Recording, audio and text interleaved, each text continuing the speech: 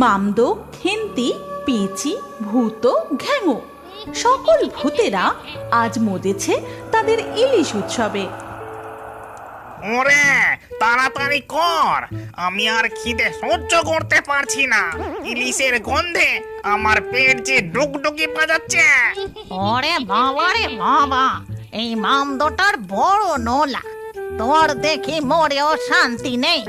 তুই কি করে মরেছিলি সেটা ভুলে গেছিস নাকি মামদো? কেন কেন ওকে এমন করে বলছো কেন? ও কি করে মরেছিল গো? দেখ পেঁচি, আমি একটু খেতে ভালোবাসি বলে এমন করে বলবি না। না হয় আমি একটু বেশি খেতাম, সেদিন বেশি খেয়ে হজম করতে পারিনি, গ্যাস হয়ে গেছিল, তাই একেবারে এই প্রেত লোকে। আচ্ছা পেঁচি পেতনি, তুমি কি করে মরেছিলে গো? আমি সে অনেক কাল আগেকার কথা রে, শুনবি? তবে শোন, তখন আমার বেশ বয়স হয়েছে। গরিব ঘরের বিধবা আমি, ছেলে পুলে হয়নি। লোকের বাড়ি বাড়ি কাজ করতুম। যা বাসি ভাত রুটি তারা দিত তাই খেয়ে আমার দিন চলে যেত।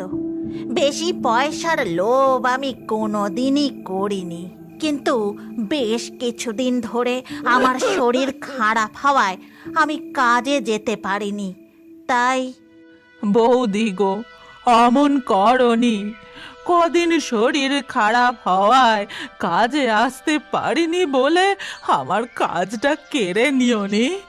গরিব মানুষ, না খেতে পেয়ে মরে যাব। দেখো বাপু, আমার কাছে কেঁদে কোনো লাভ হবে না।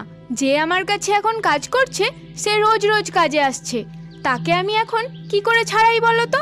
যাও যাও, অন্য বাড়িতে কাজ দেখে নাও, এখানে হবে না।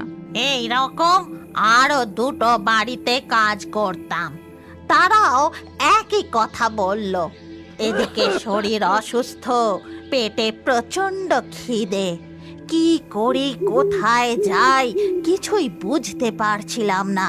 তখন মনের দুঃখে একটা পান মুখে দিয়ে চিবোতে চিবোতে গ্রামের পথ ধরে হাঁটতে লাগলো। এই তো, এই পুকুরে কত গুগলি হয়ে রয়েছে। যাই, কটা গুগলি তুলে নিয়ে ওই সেদ্ধ করে নুন দিয়ে খাবো।